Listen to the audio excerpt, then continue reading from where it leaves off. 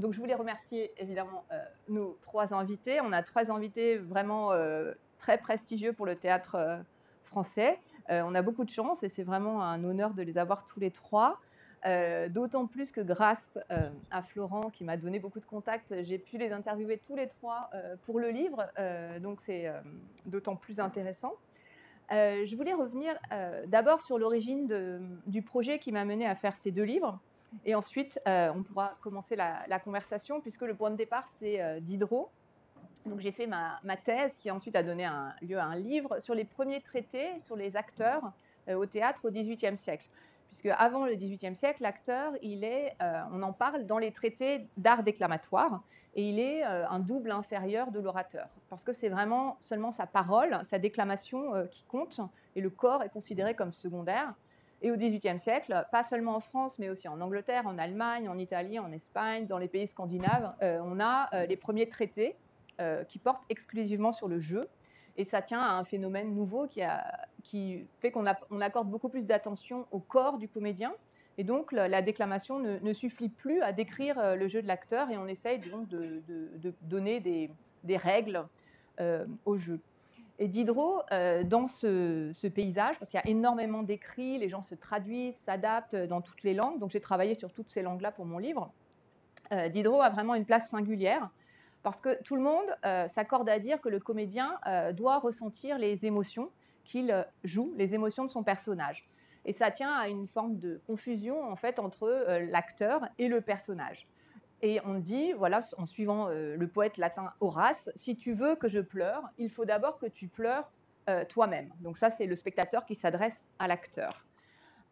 Et Diderot, après avoir été plutôt d'accord avec ça, puisqu'il écrit c'est ce qu'il dit dans ses premiers écrits, il change d'avis, en tout cas il évolue à la fin des années 1760, et il dit que l'acteur doit jouer de sang-froid.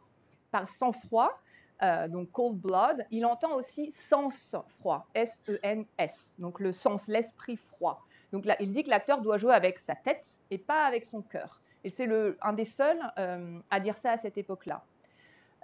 Et donc, c'est ce qu'il explique dans le paradoxe sur le comédien. Et à un moment, comme je le disais, où il y a vraiment une grande réforme du théâtre, et Diderot est aux avant-postes de cette réforme, parce que c'est lui qui dit, qui vraiment est l'inventeur de la mise en scène, de sa théorisation. Il formule le 4e mur, cette idée que l'acteur ne doit pas regarder le spectateur, doit l'ignorer, et il conçoit la scène comme un tableau. Vraiment séparé de la scène, alors qu'avant, il y avait une confusion complète en fait, entre tous les éléments de la représentation. Comme je le dis déjà tout à l'heure, entre l'acteur et le personnage, mais aussi entre la scène et la salle, parce qu'on avait des spectateurs sur la scène. Enfin, c'était une grande fête collective, un peu chaotique. Et avec Diderot, il y a une séparation qui se met en place. Et comme je l'ai dit, il insiste beaucoup sur le corps. Avant, c'était l'idée que l'acteur est sur la scène et il n'a d'existence que quand il parle. Avec Diderot, l'acteur peut aussi s'exprimer par son corps avec ce qu'il appelle la pantomime muette, avec l'expression des passions qui est inspirée de la peinture. Voilà, en gros. Donc j'avais travaillé là-dessus. J'ai proposé à Gallimard de faire un folio sur le paradoxe sur le comédien qui prenait en compte l'ensemble une partie de mes recherches. Et dans ce cadre-là, je me suis dit, mais ce serait intéressant de savoir ce que pensent les acteurs aujourd'hui de cette idée du sang-froid et puis de ce que dit Diderot par rapport au corps qui s'exprime sans avoir nécessairement besoin de la parole. Et donc, je ne savais pas du tout à quoi m'attendre. Des universitaires, dont je ne citerai pas le nom, m'avaient dit bon, les acteurs, c'est pas la peine de leur demander leur avis, ils sont là pour jouer. On est là pour les regarder, les écouter, mais franchement, je pense qu'ils n'ont rien à dire d'intéressant. Ah bon, ok.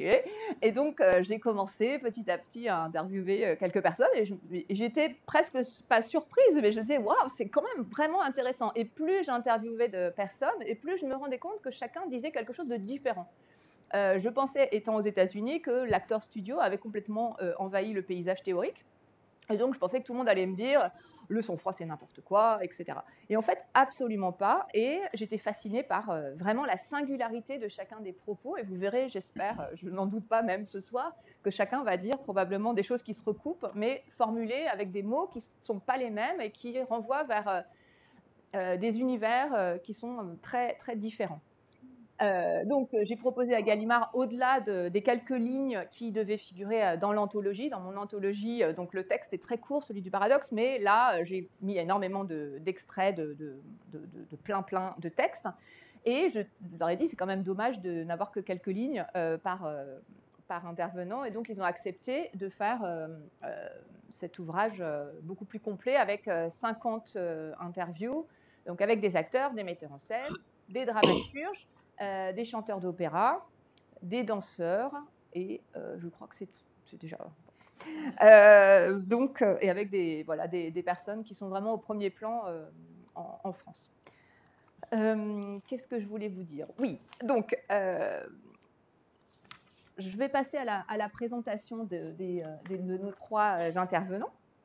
Donc, commencer par Audrey Bonnet, qui a eu une formation au Cours Florent, au Conservatoire, qui a été pensionnaire à la Comédie Française entre 2003 et 2006. Audrey, vous jouez pour le théâtre, mais vous avez joué aussi pour le cinéma et la télévision.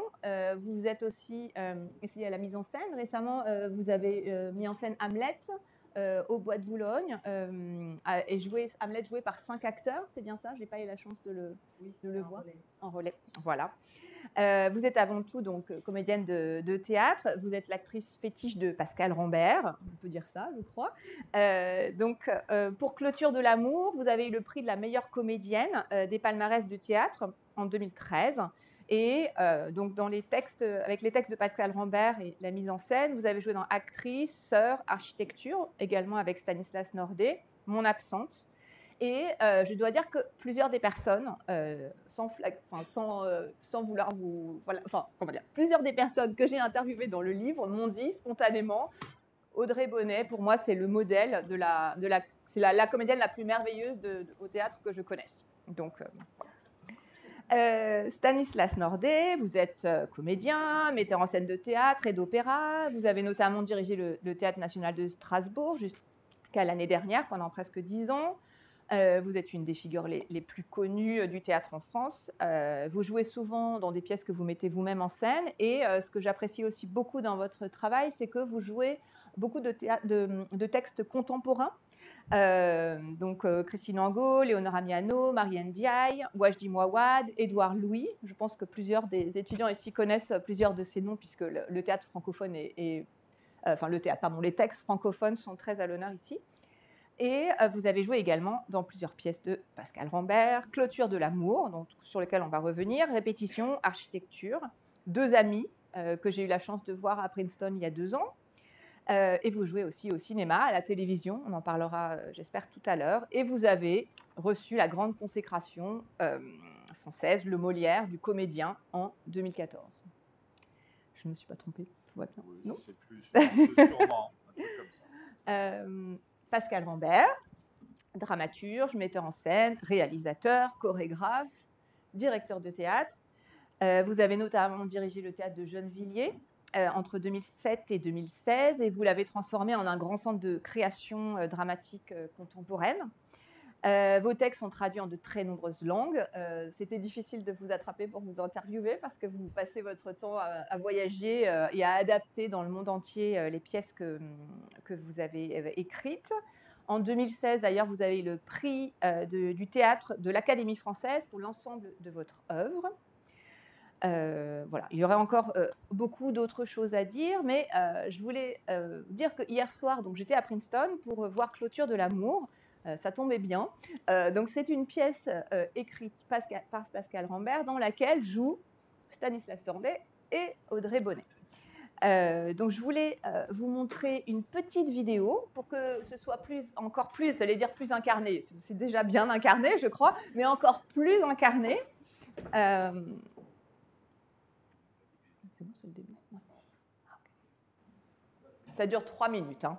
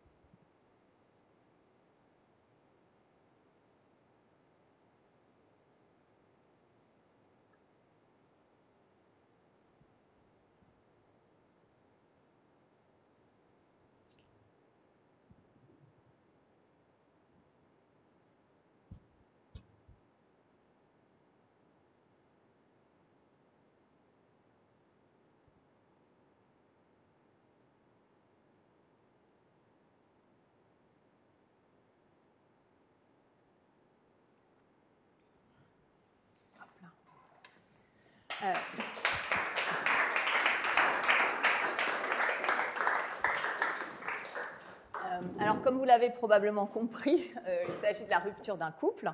Et la grande originalité de ce texte, je crois, enfin une des grandes originalités, c'est qu'il s'agit de 2 monologues. Donc c'est d'abord Stanislas qui parle, et ensuite Audrey. Et chaque monologue dure 45 minutes à peu près. 45 à 55, selon les soirs. Voilà, selon les soirs. Donc hier, c'était plutôt 45, mais ça peut aller jusqu'à 1 heure.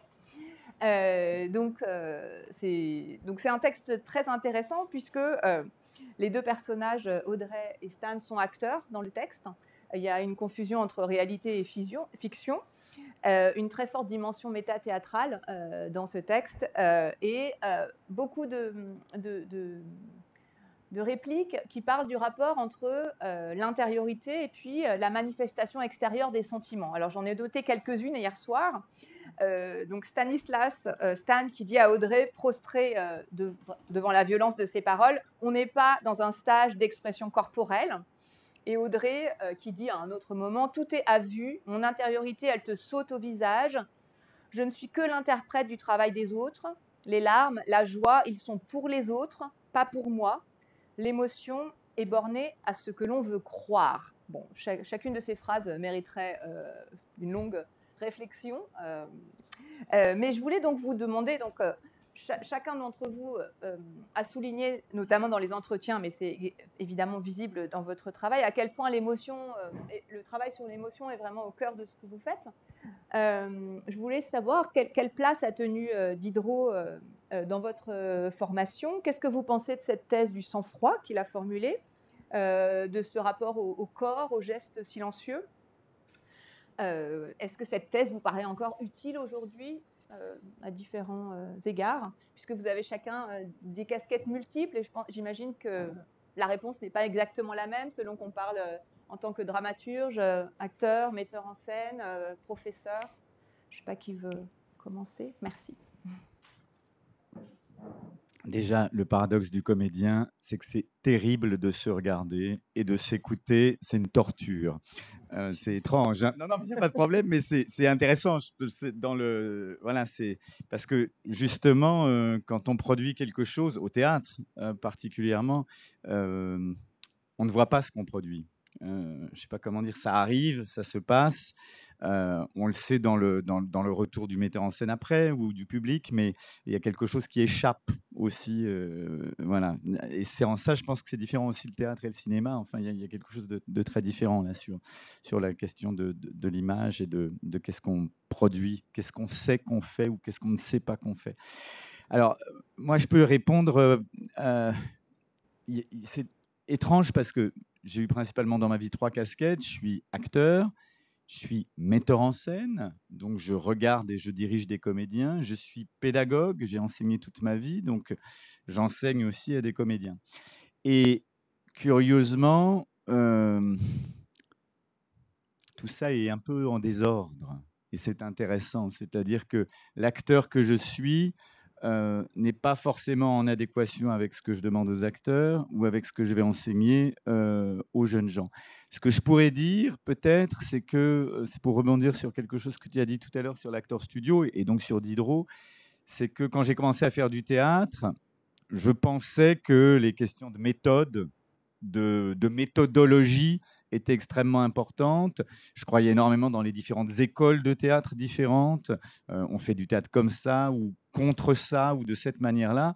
Et par expérience, à la fois d'acteur, de metteur en scène et de pédagogue, je m'aperçois que souvent la méthode, elle a un risque énorme, elle peut assécher quelque chose, parce qu'elle dicte une conduite, donc elle est importante comme des formes de repères, c'est-à-dire de savoir que ça existe, que ça existe. Et j'ai notamment travaillé avec Anatoly Vassiliev, qui est un grand théoricien du théâtre russe, et qui a une grande méthode et une grande méthodologie.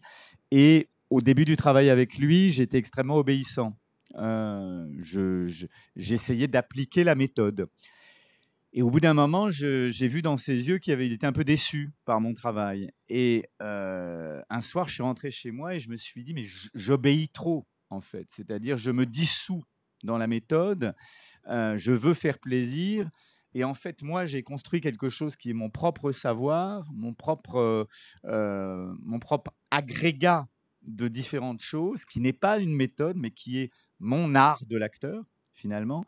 Et je suis revenu le lendemain en désobéissant finalement, en ayant compris le fond du travail, mais en faisant éclater un peu les cadres. Et là, quelque chose s'est passé. Et j'ai vu qu'il était heureux de ça. C'est-à-dire que je pense aussi que les gens qui sont qui ont une forte pensée du théâtre ont besoin qu'on les comprenne et qu'on leur désobéisse à la fois. Je ne sais pas si vous voyez ce que je veux dire. Et l'acteur que j'essaye d'être, et le pédagogue en tout cas que j'essaye aussi d'être, il essaye de comprendre ça. C'est-à-dire, un acteur, c'est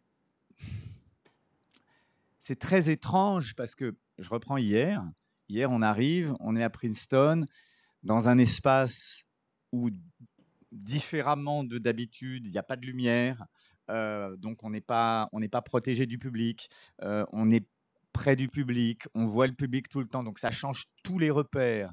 On est à nu totalement, donc il faut inventer, il faut faire avec ce qu'il y a, et ce qu'il y a, c'est très difficile à définir finalement. C'est-à-dire que c'est à la fois un mélange diabolique de sang-froid et de sang chaud. Selon les instants, l'un doit prendre le pas sur l'autre, mais il ne faut pas trop calculer. Et par exemple, dans le travail qu'on fait, la grande chance que nous a donné Pascal sur ce travail-là, c'est qu'il nous a donné à la fois une très très grande liberté, et puis on pourrait dire, enfin moi c'est comme ça que je dis, on a des contraintes rythmiques d'une certaine manière, on a quelques contraintes dans l'espace, et en dehors de ça, on est très très libre. Et moi je sais que la part technique est fondamentale dans ce travail-là, parce qu'il y a un travail rythmique fort.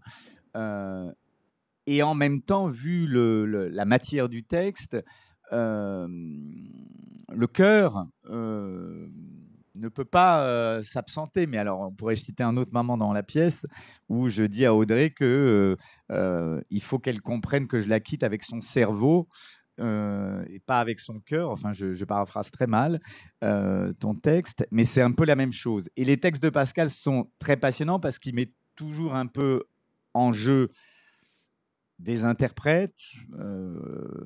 Donc la question du théâtre, la question de la vie se mêle dans ce qu'il nous écrit aussi très, très souvent. Donc évidemment, il y a du travail en miroir et comme des poupées russes, quoi. Mais tout ça pour dire que j'ai lu Diderot, j'ai lu Stanislavski, j'ai lu Lee Strasberg, et après, c'est comment chaque acteur, et tu l'as très bien dit par rapport au livre, et j'ai lu le bouquin, il est passionnant pour ça, effectivement. C'est-à-dire qu'il y a une singularité de la manière dont on s'empare tous. Pascal avait mis en scène une pièce qui s'appelait Architecture, où il y avait énormément de grands acteurs de théâtre français magnifiques. Il y avait Audrey, il y avait Marie-Sophie Ferdan, il y avait Laurent Poitrenaud, il y avait Denis Podalides, Jacques Weber, et j'en passe. Et ce qui était formidable, c'était on était tous au plateau et on se regardait travailler tous les soirs. C'est-à-dire, et moi, je regardais comment Laurent Poitrenaud travaille, et comment Jacques Weber travaille, et comment Denis Podalides travaille, et comment Audrey travaille, et comment Emmanuel Béard travaille. Il n'y en a pas un qui travaillait pareil, mais c'était formidable de voir tous ces artisans au boulot avec ce qu'il y a, quoi. Il y a quand même quelque chose de ça. Et on n'est pas effectivement décérébré, je ne sais pas comment dire ça. On a une pensée de une éthique, je pourrais dire, chacun, je pense, de ce qu'on veut, de ce qu'on ne veut pas au théâtre. Et en même temps, en fonction des textes aussi, ça change. Hein. Si vous jouez Racine ou si vous jouez Pascal Rambert, vous n'appuyez pas exactement sur les mêmes techniques de l'acteur. Pardon, j'ai trop parlé. Audrey, est-ce que vous voulez...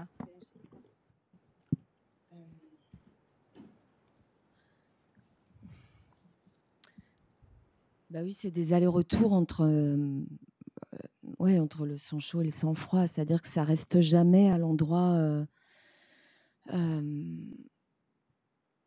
à l'endroit qu'on pourrait nommer, on pourrait se dire, voilà, là, on va travailler sur ça, ou se le dire à soi-même, et ça va c'est comme un point de départ, et après, ça bouge, après, ça se modifie au cours même de chaque représentation, parce que il y a des choses qui, un soir, vont passer en sang-froid et qui, le lendemain, vont passer dans le sang-chaud. Enfin, si on est clair sur ça, peut-être que ça déjà, ça, c'est des choses différentes pour chacun.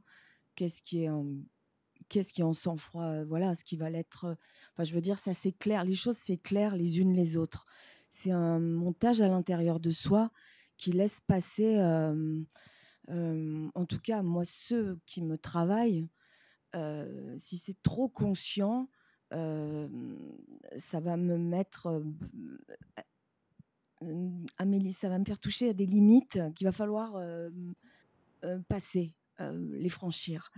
Et donc, tout ça pour dire que c'est tout ce qu'on met en place, tout ce qui se met en place et tout ce qui se construit à l'intérieur de chaque acteur et de chaque actrice, là où chacun a puisé ce qui s'est mis en lui, et les mots et les auteurs qui sont pour moi les plus grands guides intérieurs, inconscients et conscients, plus que les théoriciens, même si au démarrage, les textes, moi je le trimballais, le paradoxe, avec moi, mais comme un souhait, comme me dire je vais le faire ça. J'avais le livre comme un fétiche, quoi, avec la couverture, et je me disais, oh, et j'attrapais des phrases des fois dedans. Et quand j'ai commencé à monter sur un plateau, à dire, à émettre des textes, ce livre m'agaçait profondément. J'étais pas d'accord. Et donc, ça m'a éclairé aussi sur le fait que, bah voilà, ça pouvait pas se mettre à un seul endroit. C'était beaucoup plus vaste que ça. Et le rêve, c'est que l'inconscient se flanque là, le plus possible, au moment où la chose est mise. Je sais pas si c'est clair. Si je rajoute juste un truc, il y a aussi la question de la technique, c'est-à-dire des lieux où on joue. C'est-à-dire si on joue, les théâtres à l'italienne, c'est des théâtres qui sont faits pour l'acteur, c'est-à-dire là, il n'y a quasiment pas besoin de projeter. Vous jouez au théâtre de Nanterre-Amandier, c'est une scène énorme où tout d'un coup, faut balancer, donc physiquement, ça amène autre chose. Aujourd'hui, on joue de plus en plus avec des micros HF, ça emmène encore autre chose dans la technique. Donc là aussi, la question des lieux et de la façon dont Bon, il y a toute une histoire aussi de la façon. Avant, les lieux étaient construits pour les acteurs et les chanteurs lyriques, les théâtres à l'italienne. Il y a un moment où tout d'un coup, les théâtres sont construits pour les metteurs en scène et plus pour les acteurs. Donc ça change aussi quelque chose dans la technique de l'acteur. C'est comme les athlètes. Enfin, c'est très athlétique. On joue pas pareil à l'extérieur ou indoor. Enfin, les stades, les revêtements, c'est exactement la même chose.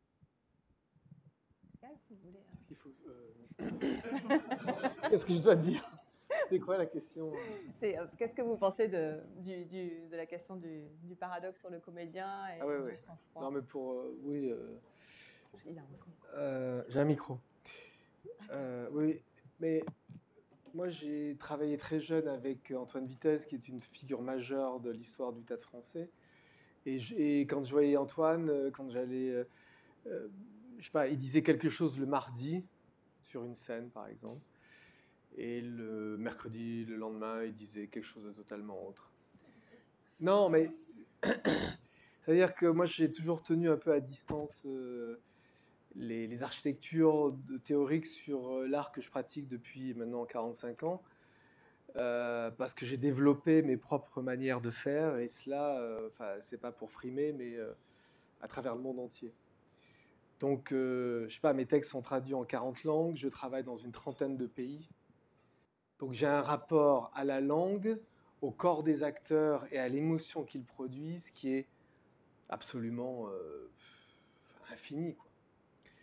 Donc par exemple, si on prend simplement l'exemple de Clôture de l'amour, créée au mois de juillet pour le Festival d'Avignon 2011, avec une déflagration que Stanislas Nordet et Audrey Bonnet apportent au texte, le rendent désirable par une quantité incroyable de producteurs à travers le monde qui me demandent de faire des adaptations, de le mettre en scène. Et pour juste parler de Clôture de l'amour, j'ai fait 14 adaptations dans 14 langues différentes, dont à New York aussi.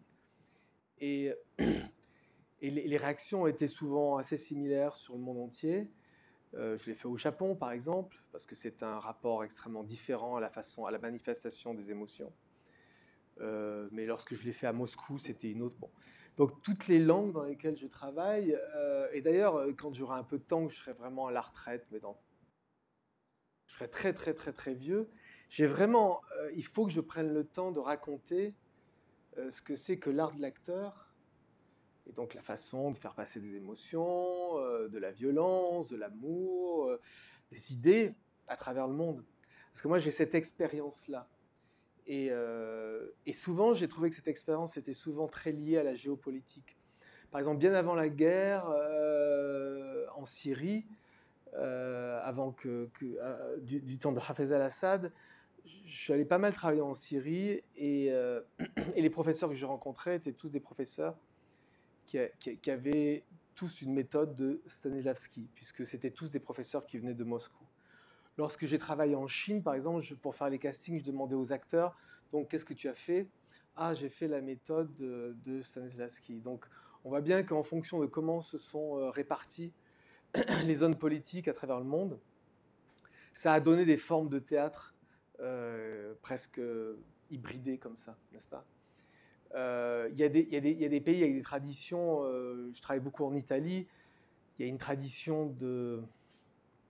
Et je voudrais dire ça, que pour moi, c'est très lié à la langue, au cheminement de la langue à l'intérieur des corps. Je veux dire que. Il se trouve que je travaille aussi beaucoup en Espagne. Et en Espagne, dans le castillan, il y a une énergie qui est totalement différente de l'espagnol mexicain, qui est un espagnol extrêmement. Presque fluffy, je ne sais pas comment dire, enfin, vraiment comme ça, vous voyez, molletonneux. Je faisais une production là en République dominicaine, c'est totalement un autre rapport. Par exemple, si je travaille en Thaïlande, les rapports du corps n'ont rien à voir avec un corps évidemment japonais ou voire même chinois. L'énergie d'un acteur allemand, ce dont un acteur allemand a besoin pour pouvoir faire son travail, est l'exact opposé de ce que réclame un Italien. Les Italiens, ils s'en foutent de la théorie, ils veulent jouer, en gros, si je simplifie. Les Allemands, il faut qu'on passe des heures avec des dramaturges. Moi, ça va quelques heures. Après, moi aussi, j'ai envie de la vie. Je ne dis pas que réfléchir, ce n'est pas la vie. Mais le métier que je pratique est un métier... et comme j'écris pour les acteurs, comme j'écris pour le corps de Stanislas, comme j'écris pour le corps d'Audrey, leur tessiture, leur façon de bouger, et que j'écris pour des acteurs aussi bien mexicains que japonais ou égyptiens ou d'Afrique, sur tous les continents, ce rapport de la langue avec le corps pour moi est comment dire, est le nid, l'origine des émotions. Et j'ai découvert, pardon, mais pour moi c'est une découverte, j'ai découvert qu'aujourd'hui la mode c'est d'être vraiment très singulier, tout le monde veut être différent, etc. Moi, ça fait 30 ans que je parcours le monde et je vois des gens au Japon, en Russie, en Afrique, en Amérique du Sud ou ici. Moi, je trouve qu'on se ressemble beaucoup. Et cette espèce de névrose contemporaine qui consiste à essayer d'être tellement singulier, je ne le vois pas. Je vois des gens qui, à Tokyo, pleurent aux mêmes phrases. Je vois des gens qui, en Amérique du Sud, rigolent sur les mêmes assertions. Et il y a quelque chose comme ça qui, pour moi, ce qui me fascine dans la vie, c'est l'appartenance justement à l'espèce humaine. Et ça, c'est mon grand truc. Voilà. Pour revenir pour poursuivre sur ce que vous venez de dire, moi, ce qui m'a beaucoup intéressé dans les entretiens que j'ai menés, c'est d'entrer vraiment dans le mystère du comédien, d'essayer de comprendre ce qui se passe en coulisses pendant la préparation du spectacle et puis aussi à l'intérieur du corps. Et il y a quelque chose effectivement d'universel parce que chacun le formule différemment selon sa propre subjectivité. Pardon, je te coupe, mais je pense que ça a été fait. Mais il faudrait vraiment qu'une personne, un photographe, un vidéaste, je ne sais pas, un documentariste, installe une caméra pour prendre la tête des acteurs ou la tête des actrices au moment où ils sortent de scène. Je veux dire, on est vraiment... D'ailleurs, moi je le vois des fois on répète, un metteur en scène serait vraiment un très mauvais metteur en scène, pourrait même se faire frapper. Lorsque des acteurs sont dans un intercourse comme ça, extrêmement intense, si quelqu'un vient vous toucher, c'est presque de l'ordre du somnambulisme. Moi, je le vois, je répète quasiment comme ça, hein, comme Audrey, on répète tous les jours. On répète, on travaille tous les jours. On fait du théâtre tous les jours. C'est-à-dire, soit on répète l'après-midi, on joue le soir, c'est le cas de Stan ou Audrey. Moi, je ne joue pas, mais soit j'écris, soit je répète. Donc, on est tout le temps en train de faire ça. Il y a des gens qui travaillent moins que nous. Nous, on travaille énormément et beaucoup et tout le temps. Et quand je vois ça chez les acteurs, je suis toujours étonné. Audrey qui sort de scène, ou Stan qui sort de scène, vous avez des gens qui sont révulsés, quoi. Enfin, moi, je les vois arriver, ils ont des têtes de dingue. Mais il faut surtout pas les secouer, comme avec les somnambules, il ne faut pas leur dire réveille-toi. Il faut les laisser. C'est assez... Je le raconte de façon bouffonne, mais en vérité, c'est extrêmement sur les questions que tu te poses. Ce sont des vraies questions d'intérieur de soi, sortie de soi, qui, moi, chaque fois, je n'ai pas de la réponse de ce que je vois. Et ça m'effraie parfois, parce que les gens ont l'air d'être totalement dingues, quoi.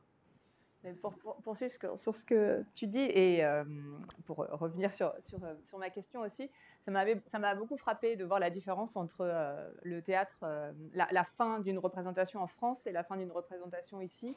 Récemment, l'année dernière, par exemple, j'ai vu La Maison de Poupée avec Jessica Chastain, et elle était avec un micro. Oula. Et on l'entendait vraiment suffoquer, véritablement pleurer. Et à la fin, les acteurs ont une tête d'enterrement. Il n'y a vraiment pas de coupure et c'est vraiment lugubre. Tout le monde les applaudit, pas un sourire, rien du tout. Et on entend encore les sanglots presque dans le micro, en fait, et les respirations.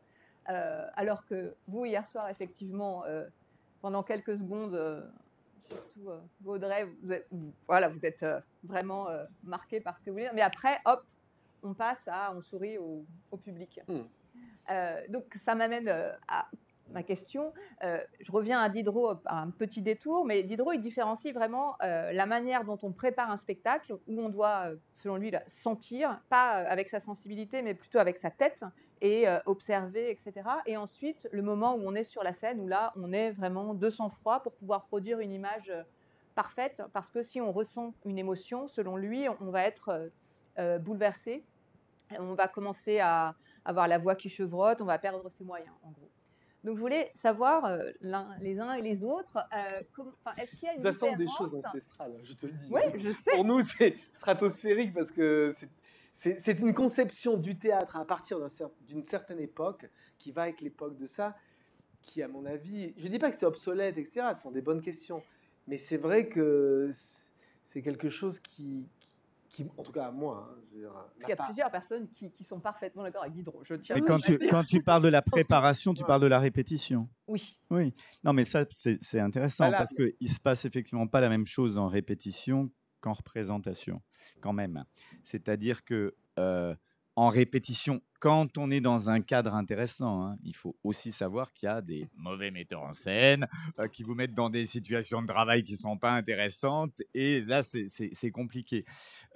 Mais oui, la répétition, si on la prend à un endroit juste, c'est un endroit où on expérimente, on cherche les limites, on cherche le trop, le pas assez.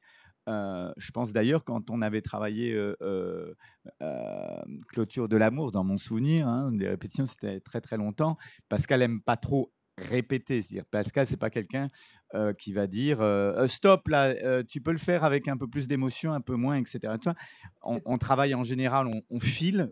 Le souvenir que j'ai des répétitions, c'est que dès la première répétition, Pascal nous avait demandé de faire entièrement le truc. Et moi, je me rappelle que ça m'avait énormément servi parce que je démarre avec trop d'énergie C'est-à-dire, je mettais toute l'énergie dans le premier quart d'heure et puis j'étais épuisé après. Donc, la répétition, moi, avec Pascal, m'aide souvent à prendre la température juste du corps, de l'énergie, de la technique aussi. Parce que moi, je crois beaucoup à ça, la technique, au souffle. Et Audrey a commencé à le dire tout à l'heure. Moi, je crois beaucoup à la partition aussi. Pour moi, c'est un texte de théâtre, c'est une partition théâtrale. Donc, il faut que je la comprenne, il faut que je l'expérimente.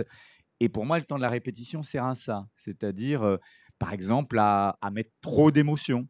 Et puis, Pascal va dire « Oh là, attends, là, tu vas pas pleurer, là !» Ou à en mettre pas assez, etc. C'est-à-dire de trouver les curseurs. On a fait, je le remercierai toute ma vie pour ça, un spectacle qui s'appelait Répétition, qui est un spectacle qu'on a fait après Clôture de l'amour, où on était 4 en scène, qui avait une grande singularité dans la conception de Pascal.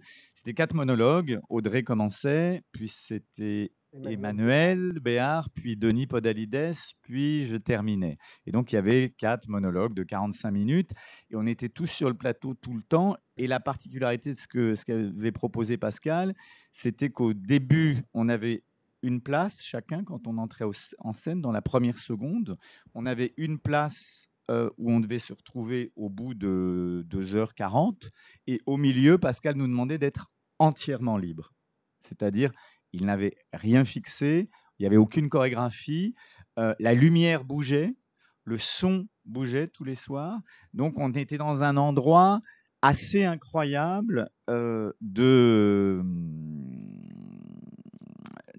création, je ne sais pas comment dire autrement. J'aime beaucoup ce que Julian Beck, dans le Living Theatre, a théorisé le terme d'actressor, c'est-à-dire c'est une contraction pour lui entre l'acteur et le créateur, parce que pour moi, c'est ça aussi, l'acteur, c'est un créateur, ce n'est pas un exécutant. Et pourquoi je dis ça? Parce que voilà, je parlais de la répétition. Il y a des choses en même temps qu'on ne peut comprendre qu'en représentation, qu'avec le public, qui ne se répètent pas. Et particulièrement sur ce spectacle, c'était le cas. C'était aussi en ça que l'expérience était formidable. Et puis, il faut quand même en parler, et puis nous, on peut en parler ici, il y a aussi avec qui vous jouez en face. Parce que si vous êtes face à un partenaire qui est un partenaire en bois, bah, vous allez vous cogner contre quelque chose. Et puis, si vous êtes face à un partenaire qui est aussi un créateur, il va vous aider. J'ai le souvenir comme ça d'une autre pièce avec Pascal, qui était architecture, où il y avait une grande scène au milieu que je jouais avec Jacques Weber. Je sais que je faisais quelque chose d'assez singulier, que j'ai rarement fait au théâtre, mais je le faisais beaucoup grâce à mon partenaire. C'était le regard de mon partenaire qui m'aidait à faire ça.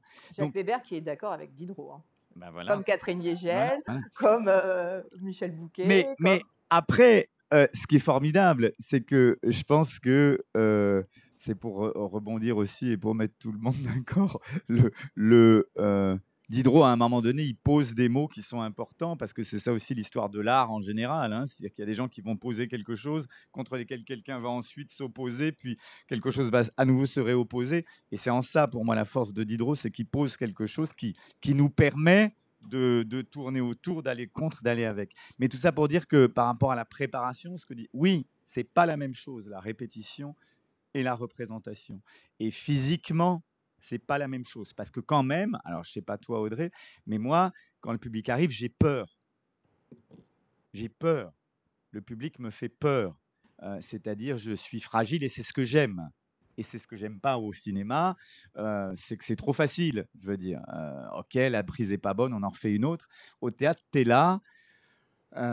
Et puis, bah, hier, moi, j'avais les pétoches comme la première fois que j'ai fait du théâtre. C'est-à-dire, tout d'un coup, je ne sais pas ce qui va se passer. Je pense que peut-être je vais m'écrouler. Je pense que les gens vont me lancer des tomates. Je pense que je vais être mauvais. Je pense que je vais perdre mon texte. Donc, il y a aussi ça qui se passe. Et donc, il y a d'autres choses qui se mettent en place. Et Valère Novarina a dit des choses magnifiques je crois que c'est dans Pour le Louis de Funès, je sais pas quoi. Il dit qu'il faudrait ouvrir un acteur en deux au moment où il joue pour voir ce qui se passe. Parce qu'il se passe des choses incroyables. Et C'est notamment, l'épigraphe du. voilà. Et notamment quand on est malade, par exemple. Vous savez, vous savez pas, mais c'est-à-dire, vous pouvez être malade comme un chien avant d'entrer en scène, et puis vous entrez en scène, et puis vous êtes plus malade du tout pendant la représentation. Et je sais pas comment c'est possible, mais ça arrive. Voilà, bref. Audrey Euh, je sais plus à quoi répondre. sur la préparation et puis la répétition, mais aussi la première prise en main d'un texte jusqu'au moment de la représentation et le rapport avec le public. Comment est-ce que vous travaillez en gros? Voilà. Alors, dans la chronologie, on va dire que d'abord, c'est en lisant les mots qui viennent se mettre à des endroits qui ouvrent, qui se mettent en travail.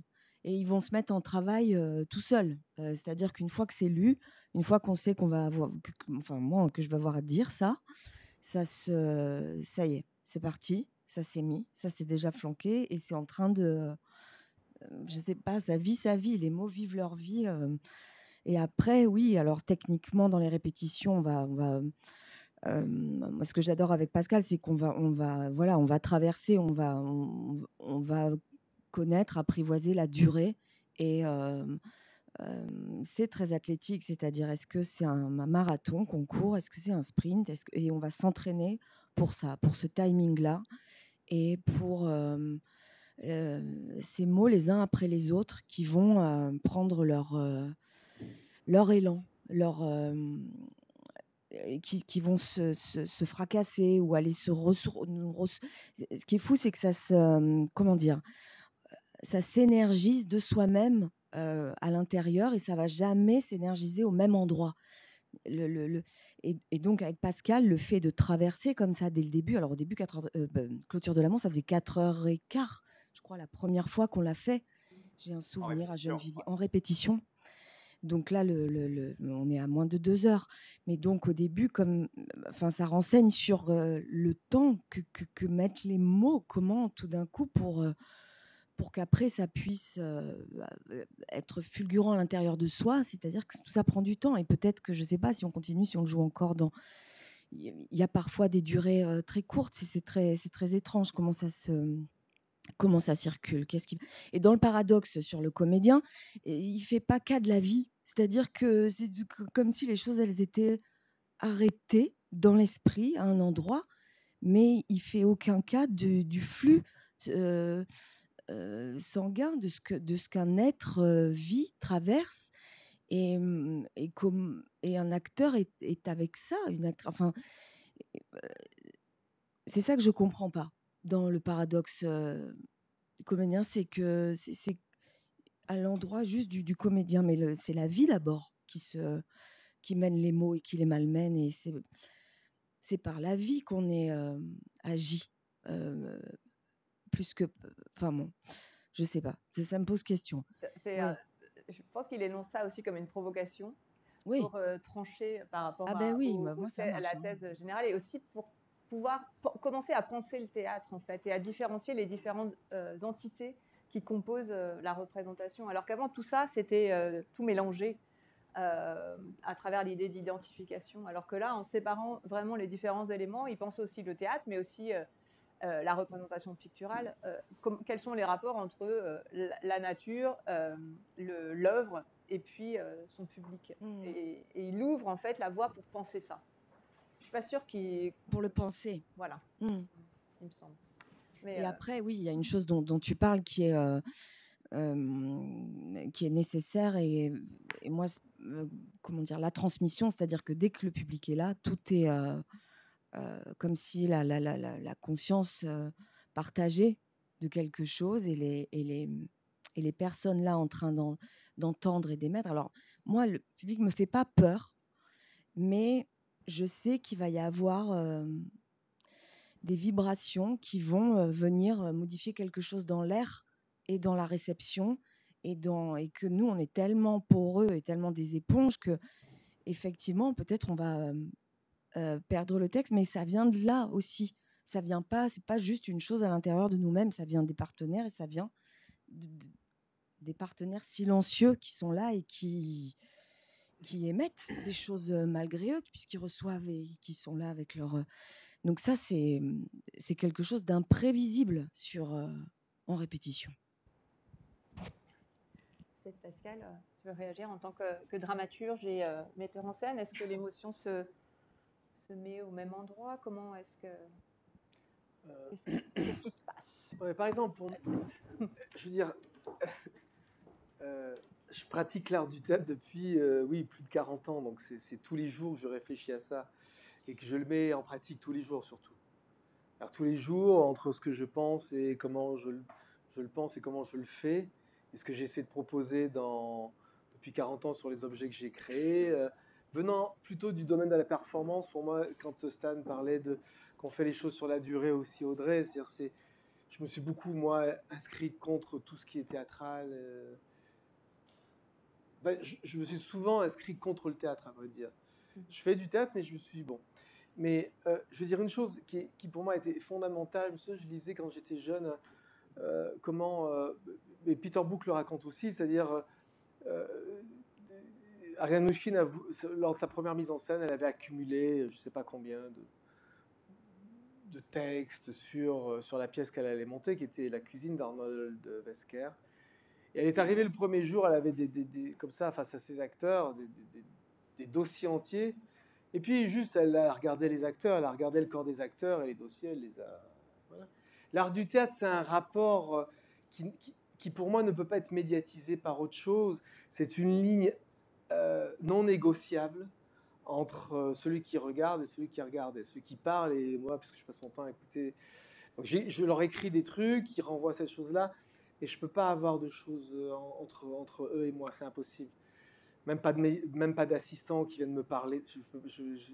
C'est un rapport extrêmement pur et très propre entre deux êtres, d'un rapport comme ça très fort.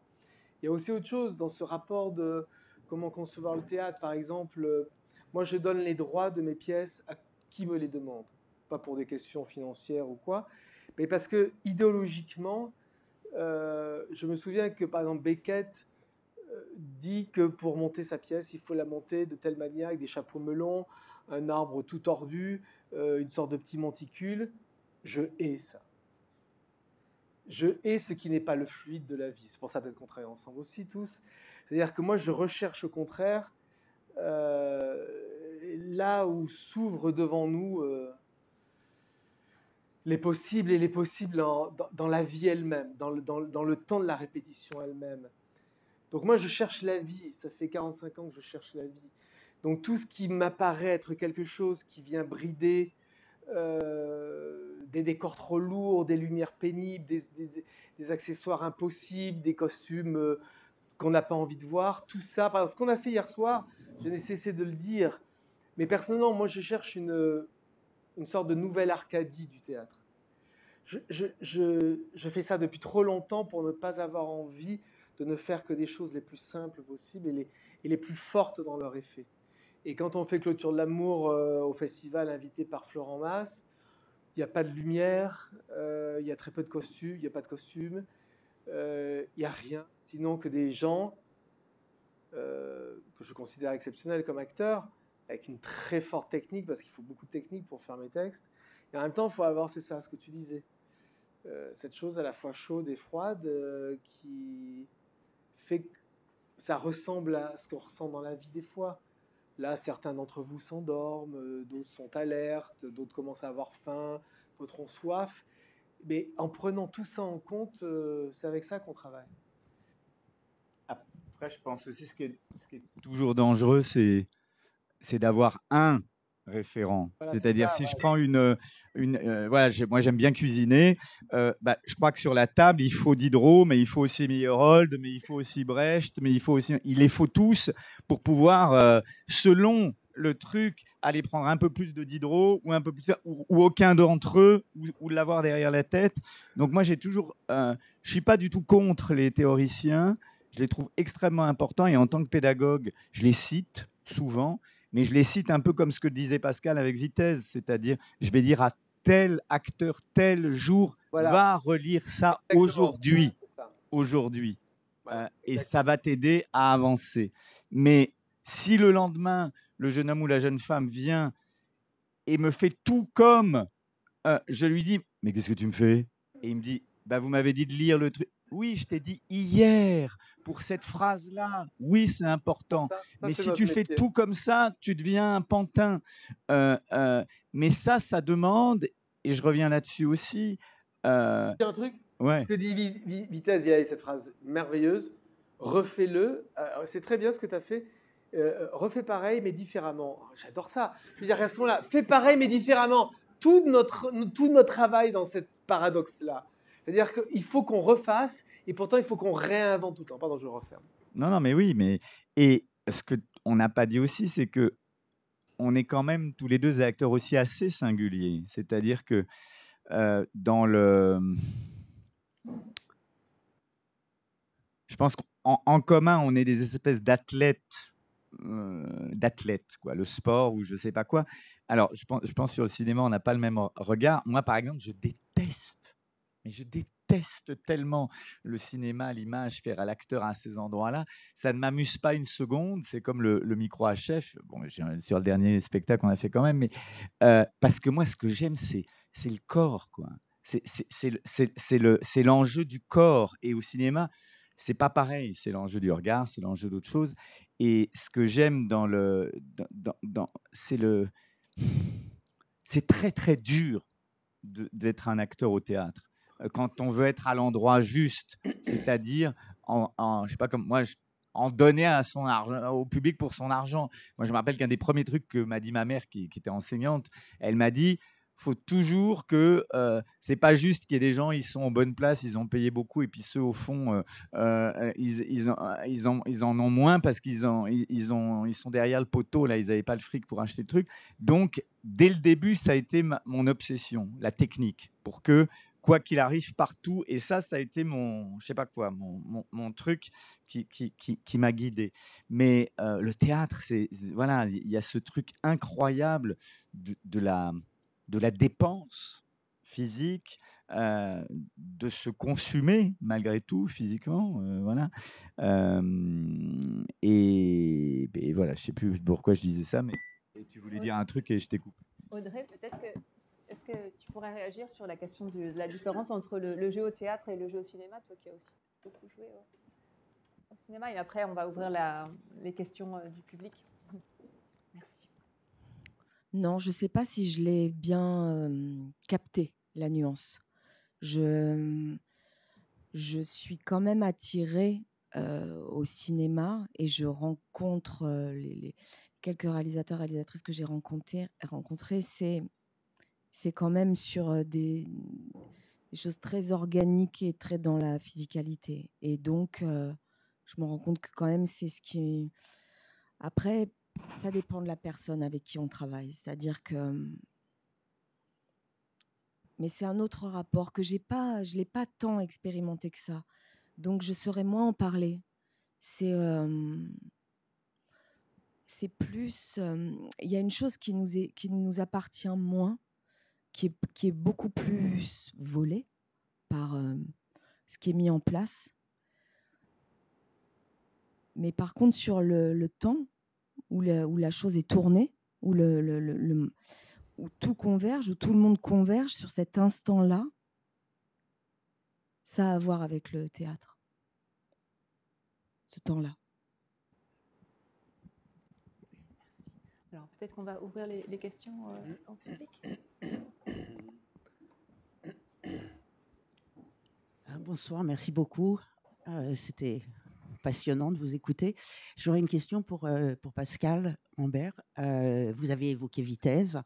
Il y a des choses que vous avez dites qui m'ont rappelé Chéreau. Et donc, j'étais curieuse de savoir quel est votre rapport avec le travail de Chéreau. Voilà.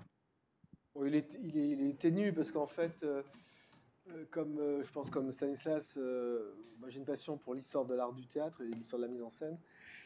De façon occidentale, Chéreau est un peu la dernière figure, je trouve,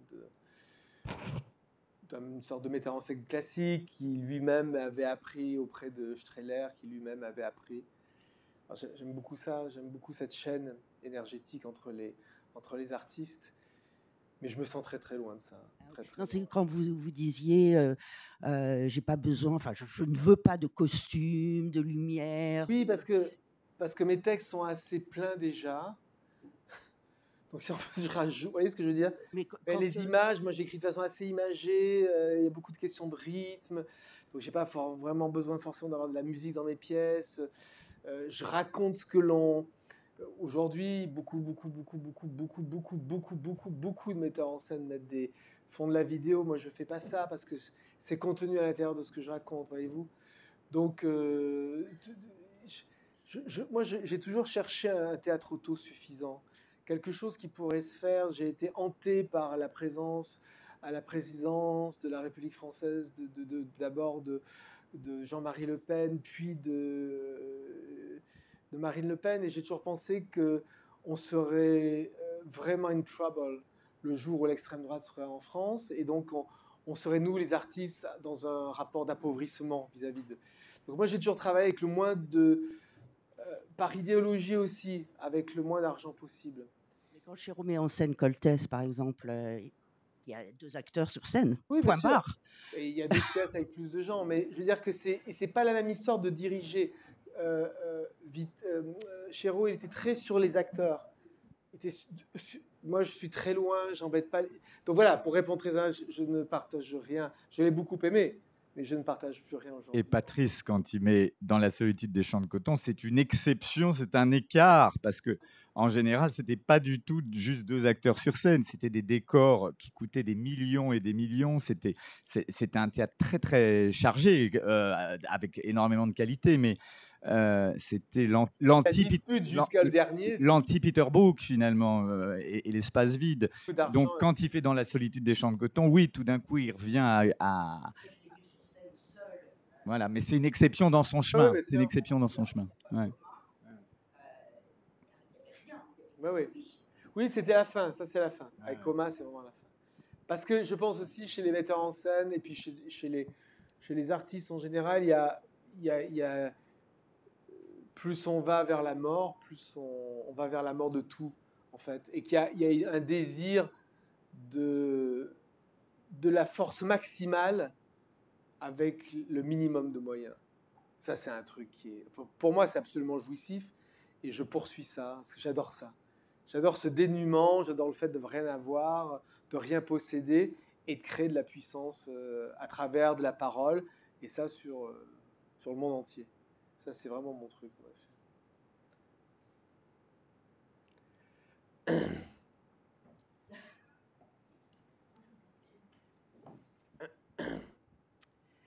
J'ai juste une question par rapport au jeu d'acteur, parce que je vous ai entendu dire jouer juste. Ce qui m'intéresserait, c'est de savoir quand vous répétez, si vous avez des moments où vous dites, pas forcément ça sonne faux, mais je ne suis pas exactement sur la lignée. Qu'est-ce qui fait que vous réalisez les 3? Vous dites, c'est pas ça. Il y a une chose dont on n'a pas parlé beaucoup, qui pour moi est très très important, c'est le moment de l'apprentissage du texte. C'est-à-dire que moi, l'essentiel du travail, de mon travail, je le fais au moment de l'apprentissage. C'est-à-dire que apprendre un texte, très concrètement, c'est violent, parce que c'est mettre de force à l'intérieur de vous des mots et des structures de pensée qui ne sont pas les vôtres. Donc c'est vraiment l'équivalent de si on vous met un entonnoir et puis qu'il faut vous avaler des choses qui ne sont pas vous, ni dans la structure grammaticale, ni dans la structure de pensée, etc. Donc là, pour moi, c'est à ce moment-là que se fait l'essentiel du travail, et parfois des mots. Vous devez dire des mots que vous n'avez jamais dit dans la vie, donc qu'il faut trouver quelque part. Donc, pour répondre concrètement, moi, c'est à ce moment-là, au moment de l'apprentissage, je ne vais pas arriver à rentrer dans la mémoire, dans la boîte de la mémoire, une phrase si je ne la comprends pas profondément. Alors, ça veut dire la comprendre dans la structure de la phrase. Pourquoi est-ce que la phrase commence là, se termine là, presque grammaticalement. Comprendre tous les composants, c'est-à-dire, je ne sais pas, si je dis mon frère, et que dans la vie, je n'ai pas de frère, par exemple, bah, Ça, c'est ton livre. où je vais le chercher. Est-ce que ça me suffit? Parce que c'est comme quand on apprend, c'est comme on fait résonner. C'est comme si on lance une balle contre un mur et puis ça revient ou ça revient pas, quoi. Donc quand ça revient pas, quand ça revient pas, je me dis tiens, là il y a quelque chose. Et c'est souvent quand j'arrive pas à apprendre.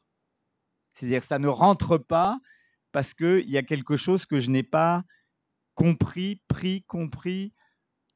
complètement. Et moi, je le vois. Voilà. Et là, ça se voit. Ça se voit. Donc, tout le boulot, moi, il est plutôt à ce moment-là de l'apprentissage, se jouer juste. Parce que je suis tellement comme un chien sur son os que j'essaye d'arriver au premier jour de répétition en ayant résolu 95% de ça. Pour après, voilà, pour pas être comme un... Parce qu'il y a des acteurs qui sont comme des oisillons, hein, qui sont quand même... Ah, mon metteur en scène, remplis-moi, nourris-moi. Et moi, j'aime bien arriver en étant un oiseau costaud, quoi, sur le plateau. Je suis nourri déjà, je me suis nourri. Mais... et après, juste... Bon, je vais employer le mot « jouer juste ». Voilà, c'est un endroit de rencontre avec des mots qui ne sont pas les vôtres. C'est comment, alors je ne sais pas le mot, moi, que je connais le mieux, c'est l'appropriation. C'est comment je m'approprie une langue qui n'est pas la mienne, un vocabulaire qui n'est pas le mien, une situation qui n'est pas la mienne. Voilà, en ce moment, je ne suis pas en train de quitter quelqu'un. Donc, bah voilà, tous les soirs, il faut quand même que je sois à cet endroit-là, d'une manière ou d'une autre. Donc, avec quoi je travaille. Voilà, donc c'est à la fois un travail très précis, pour vous répondre, c'est très très précis. Hein, c'est pas du tout abstrait. C'est-à-dire, c'est très précis. Et je sais, voilà, pour aussi, je sais. Il sait et je sais quand c'est pas ça. Donc parfois on triche, hein, et on sait qu'on triche. Et aussi des fois on triche parce que c'est le soir où, je sais pas quoi, t'as pas dormi la nuit précédente, t'es dans le coltard, il faut quand même y aller parce qu'il y a aussi ça. Hein. Donc il faut comme... Bah, tu peux pas être au plus... Moi, en tout cas, il y a des moments où l'endroit d'exigence absolue, parce que quand je disais tout à l'heure que j'avais peur du public, c'est aussi les personnalités. Moi, je suis monsieur parfait. J'ai besoin d'être parfait. Dans ma vie, c'est comme ça, c'est mon histoire. Donc, j'ai peur qu'on me trouve imparfait. Donc, c'est ça ma peur par rapport au public. Donc, dans l'endroit d'exigence, par exemple, si j'ai pas dormi, si je sais pas quoi, je me dis, je vais pas pouvoir maîtriser tous les éléments, je sais pas, comme un jongleur qui jongle avec toutes les balles et puis il peut jongler les yeux fermés. Tout ça, aujourd'hui, je vais pas arriver à jongler les yeux fermés, mince. Voilà, c'est aussi qu'est-ce qu'on accepte. Je sais que toi, tu es différente par rapport à moi, par rapport à ça. Tu es plus cool, je crois. Mais moi, parfois, j'arrive pas à faire juste avec ce qu'il y a. Tu vois, Audrey, elle adore ça. Faire juste hier, là, elle arrive, elle descend de l'avion, elle est en jet lag, et puis paf, elle se jette sur le plateau, et puis elle fait avec ce qu'il y a. Moi, j'en suis pas à cet endroit-là encore. Oui, sur ce que à quel moment on sait que c'est juste cette question-là, c'est sans fin. Elle est sans fin cette question-là. Elle rejoint, c'est-à-dire ça pourrait être quand est-ce que on a la sensation de, moi, peut-être pas toi, Stan, de parler vraiment, du vrai plus que du juste. Et donc c'est comme une chose à l'intérieur de soi où tout d'un coup, on aurait mis en place, voilà, techniquement, on aurait sculpté, taillé, retourné, fait le chemin du texte, qui est le chemin, moi je me dis ça, mais peut-être je me trompe complètement, j'ai l'impression que je refais en moi le chemin de l'écriture, que c'est très lié à la personne en train d'écrire. Alors, c'est pas pour dire que, oh là là, j'imagine Pascal, pas du tout. C'est qu'est-ce qui se passe, comment, jusqu'où ça se déroule, jusqu'où ça tire, et de ne pas me la ramener avant parce que ce sera jamais juste ça, si je me ramène moi, avant de faire un chemin des mots peut-être abstrait, longtemps abstrait, et qu'après, petit à petit, ça va entrer en résonance.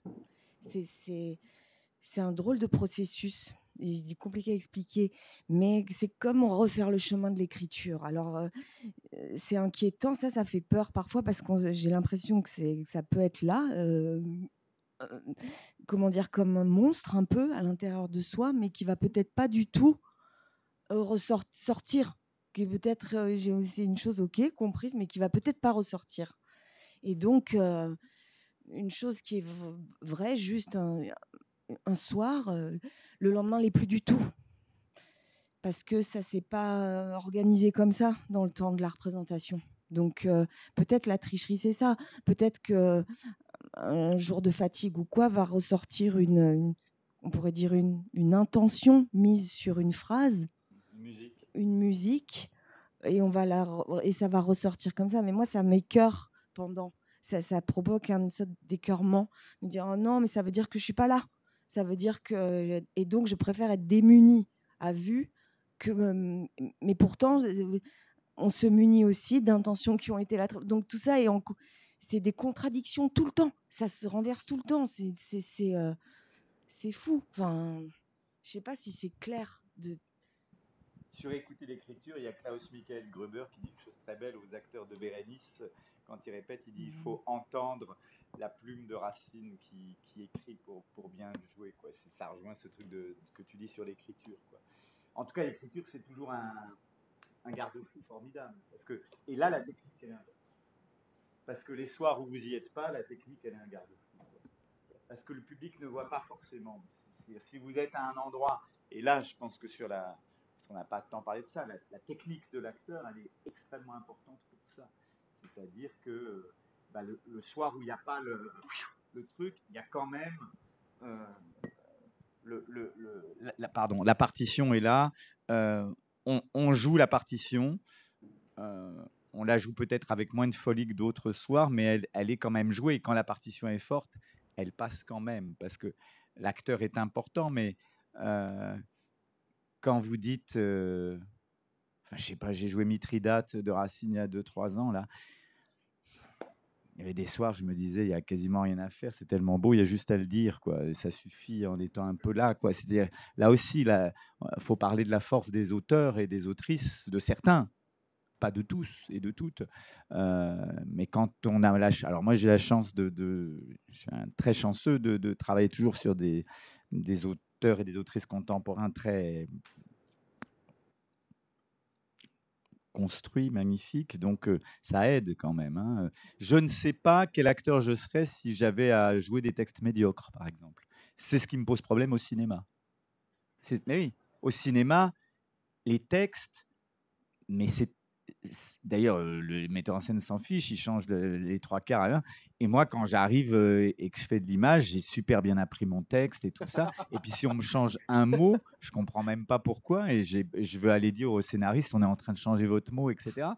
Et puis surtout, littérairement au cinéma ou à la télé, c'est consternant. Si vous avez les textes, moi, ça m'arrive on vous demande souvent de faire des petits essais avant pour voir si c'est bien vous et tout ça. Et puis, j'arrive même pas à les apprendre, les textes, tellement c'est pauvre littérairement. Et comme à côté de ça, je dis du Rambert ou du Pasolini ou du Peter Handke, voilà, moi, ça, c'est un vrai problème pour moi. Donc, je ne sais pas si je serais un acteur intéressant face à des textes médiocres. Les auteurs, quand même, nous construisent et font les acteurs aussi qu'on est. Non ? Ouais, après, il y a parfois quand même au cinéma des scénarios où c'est écrit. Enfin, moi, je trouve ça assez magique. Moi, je parle des dialogues, je ne parle pas du scénario. Bah ouais, mais parfois, un beau dialogue, c'est rare. Mais quand c'est là, c'est dingue aussi. C'est-à-dire que tu te retrouves en train de parler, tu ne l'as pas vu arriver. Là, tu t'en remets, tu te dis, OK, c'est très, très bien écrit. C'est quand même... tu peux essayer d'agir sur tout ce que tu veux. Ça devient quand même ta colonne d'air et ta colonne vertébrale. Et je ne suis pas d'accord. Au cinéma aussi, c'est beaucoup plus aspiré, c'est beaucoup moins bavard. Il y a beaucoup moins de mots parfois. Enfin, il y a du théâtre où il y a peu de mots. Mais là, bon, on est avec l'écriture de Pascal où c'est des il y a des flots, il y a énormément de mots qui viennent modifier l'air et parfois comment dire, l'aspiration qu'il y a au cinéma de ça qui va laisser la place à l'écriture c'est une autre écriture, c'est l'écriture de l'image, d'un autre espace-temps. Mais oui, oui. Comme vous pouvez le voir, ils sont d'accord sur rien. Non. Et pourtant, voilà, ça peut jouer ensemble, donc c'est un autre paradoxe, très beau.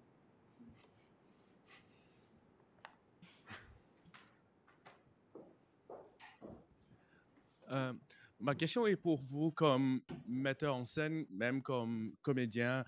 Est-ce que vous présentez différemment pour les publics différents, et culturellement ou dans les espaces différents? Par exemple, quand vous présentez les pièces dans les théâtres plus grands comme la Cour d'honneur, par exemple, ou comme des espaces plus intimes, je pense que comme pour la pièce hier soir, c'est écrit pour les espaces et les publics différents. Mais quand vous présentez pour les publics culturellement différents, même en français, quand vous voyagez, est-ce que vous adaptez quelque chose ou est-ce que vous pensez de quelque chose de différent? Alors, quand vous dites culturellement différent, vous voulez dire de pays différents ou de couches sociales culturelles différentes? Les deux. Ouais. Même cette pièce, comme Ouais. qui a bien voyagé. Non, mais là, par exemple, je ne fais pas d'adaptation. Pour moi, l'objet, c'est comme it's like a stone, un galet. C'est-à-dire, c'est des objets qui peuvent pas. Je sais pas quand on monte les Trois Sœurs ou la Mouette, on sait où ça se passe, même si on ne connaît pas des villages, des noms de choses. C'est un objet global. Voilà. D'autres pièces, je les adapte un petit peu. Ça dépend des. Mais par exemple, quand je travaille beaucoup en Asie, la clôture de l'amour, ça. Les niveaux de représentation ne sont pas les mêmes. Je ne sais pas si je parlais de la déesse de la miséricorde, par exemple. En Asie, là, je sais que je suis entendu parce que c'est une représentation qui est partout dans la société, tout ça. En France, la déesse de la miséricorde, c'est pas quelque chose voilà. Donc, mais moi, je crois à la puissance des choses inchangées, mais très fortes comme ça, qui sont nucléaires. Des noyaux. Et moi, je crois que quand je dirigeais ce théâtre à Paris, j'allais aussi beaucoup dans le monde pour voir J'adore voir du théâtre que je ne comprends pas.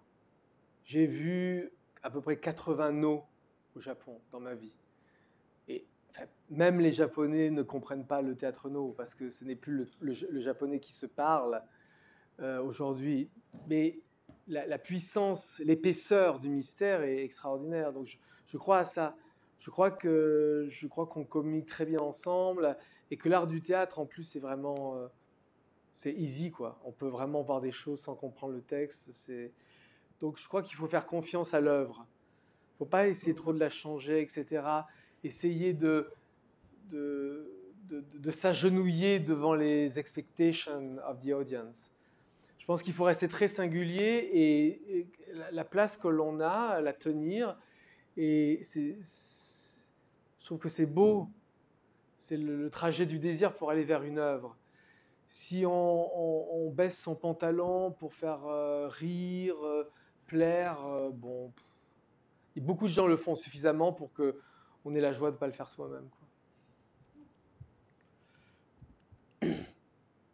Oui. Une dernière question. Une question justement qui tient un petit peu à quelque chose de paradoxal que vous avez dit, parce que vous avez à un moment expliqué que la langue est tellement importante, que les Italiens, les Allemands, etc., ont un théâtre différent finalement, parce qu'ils ont une langue différente avec des intonations différentes, etc. Ce qu'on connaît bien pour l'opéra et peut-être qu'on connaît moins pour le théâtre. Donc vous avez dit ça, puis après, la fin de votre intervention, c'est pour dire, mais en fait, tout est universel, ça communique. Et donc il y a ce paradoxe-là aussi entre la particularité et l'universalité. Et donc moi, je me demandais, quand vous dites que vous travaillez dans 30 langues, vous ne les connaissez pas, ces langues. Donc, vous faites il y a des adaptations de vos textes français. C'est traduit par des traducteurs. C'est traduit, mais donc vous travaillez avec des acteurs qui parlent une langue qui est la vôtre, mais qui en même temps n'est pas la vôtre, puisque vous ne la comprenez pas. Donc, comment vous faites? Très simplement, parce que j'ai fait ça depuis toujours, en gros, depuis que j'ai, je sais pas, 20 ans, quoi. Ouais. Donc j'ai fait ça toute ma vie, de regarder des gens que je ne comprenais pas ou dont je ne connaissais pas la langue. Je ne peux pas connaître toutes les langues, évidemment. Et d'ailleurs, on parlait de l'art du théâtre chez les acteurs, c'est-à-dire que moi, je regarde beaucoup les pieds des acteurs. Non, mais c'est vrai, c'est parce que dans les pieds des acteurs, dès que les pieds sont un peu tordus ou qu'ils ne sont pas bien en place, je sais que Audrey a dit, est-ce que c'est moi à ce moment-là? Stan dit, est-ce qu'on est vraiment là à l'image, etc. Cette question de la personne, moi je pense que les gens sont des chiffres, en fait. Je pense que chacun a un chiffre. Non, je vais le dire mieux. Je pense que chacun est un chiffre. Chacun a un chiffre, c'est-à-dire, ou on pourrait dire aussi une note. Je connais la note d'Audrey, je connais celle de Stan. Et ces notes-là, moi, je les, en écrivant pour eux, il y a des acteurs, je sais qu'ils ont une note. Et ça s'arrête là. Donc, je ferai un spectacle avec eux. Avec Stan et Audrey, on en est, je ne sais pas, quand on a fait 7, 8, 9 spectacles ensemble, il y a une forme de résurgence merveilleuse, de puissance intérieure qui me permet chaque fois d'écrire quelque chose de nouveau. Mais moi, j'écris pour la note d'Audrey, j'écris pour la note de Stan. Je veux dire, pour moi, j'ai des notes, ce sont des notes, pas des notes de musique. C'est comme on dit « Ah, tu es là ». Quand on dit à une personne « T'es pas là ». Vous voyez? Et des fois, on dit « Ah, t'es là, tu étais là ». Je t'ai vu, là, je viens de te voir, ce que tu m'as dit, t'étais là, enfin, t'étais là. Moi, j'écris pour cet endroit-là. Et quand les acteurs sont pas là, ça se voit dans leur corps, qu'ils soient japonais, coréens, australiens ou suisses. Ça se voit dans le corps, ça se voit dans la ligne du corps. Donc, j'ai pas besoin. Je dis, ah, mais là, arrête-toi, arrête. Et on regarde le texte et on voit que le texte est mal traduit ou que c'est pas la bonne idée. Et dès qu'on rétablit le texte, hop, ça se remet à l'intérieur du corps. Donc, c'est hyper facile, en fait. Un peu de Diderot quand même. Pardon? Un peu de Diderot pour faire plaisir à Laurence. Merci à tout le monde.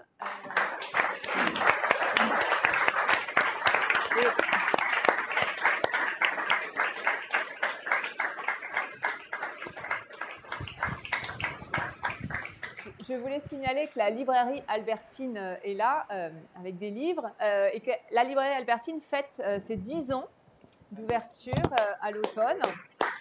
Il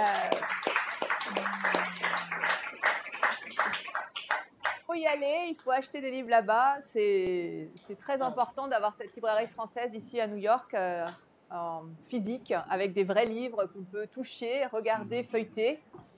Donc, allez-y. Voilà. Merci. Merci beaucoup. Merci.